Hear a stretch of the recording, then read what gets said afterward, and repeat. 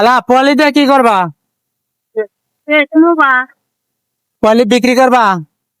এই পলি কিনে? হ্যাঁ পলি কি কিনে?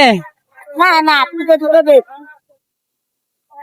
ও, কত করে কেজি কিনে পলি? হ্যাঁ 10 টাকা কেজি হ্যাঁ। হালা এই টাকাটা রাখো, টাকাটা রাখ। কে হয় না দিলাম, খুশি হয়ে দিলাম।